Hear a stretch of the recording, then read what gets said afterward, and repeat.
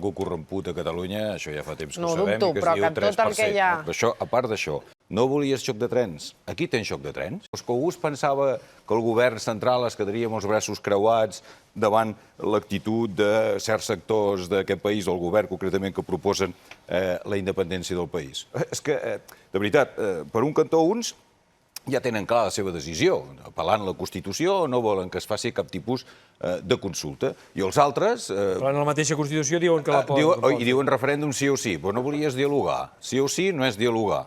Dialogar és sí o no. Llavors veurem millor que sigui que sí o el que sí. Donava la sensació que el govern de la Generalitat és una cosa angelical, que tot el procés és una cosa angelical, que no provoca ningú, que al contrari sembla de la senyora Teresa de Calcuta, una cosa pacífica, una cosa, i en canvi l'estat espanyol. Escolta, les lleis amb nocturnitat que fa i que elabora el senyor Carles Viver Pi i Sunyer, transparents no són, no? Les actituds per part d'alguns partits, Junts pel Sí i la CUP en el Parlament, transparent no és. Llavors, home, no veieu? Torno a insistir en la mateixa tesi que jo tinc i que em preocupa molt, no? Aquest xoc de trens afectarà. Ara afecta unes empreses, podrà afectar d'aquí 4 dies també a la ciutadania. Mentrestant, els qui ho proposen, i sobretot el que em preocupa més és el govern de la Generalitat, doncs actua d'aquesta manera tan frívola. L'Audiència i el Tribunal Suprem ha condemnat a uns quants membres del govern de la Generalitat, angelical. Bueno, és la justícia.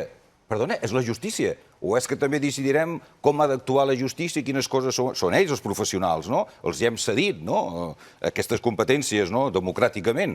Es poden equivocar i ho poden fer malament. Però ells han decidit que n'hi ha uns quants que són culpables d'haver tingut una actitud davant la normativa actual. Però les regles del joc són la Constitució. Les regles del joc són la Constitució que l'interpreten uns d'acord amb les seves motivacions polítiques. I els altres, segons les seves motivacions polítiques. Sí, però no tenen la Constitució de la seva banda. Aquesta és la petita diferència, que tu sembla que la passes per alt. No, la Constitució és la banda de tothom. La Constitució... Esclar, o si no, la Constitució què és? Que se l'han fet 4 i se l'han fet per ells mateixos? Home, no, que fins i tot la va votar el poble de Catalunya i la va votar majoritàriament. El referèndum el vol la majoria dels ciutadans de Catalunya. No, no. La majoria de ciutadans de Catalunya vol un referèndum, perquè hi ha un manifest en aquest sentit que el vol pactat i que el vol reconegut internacionalment.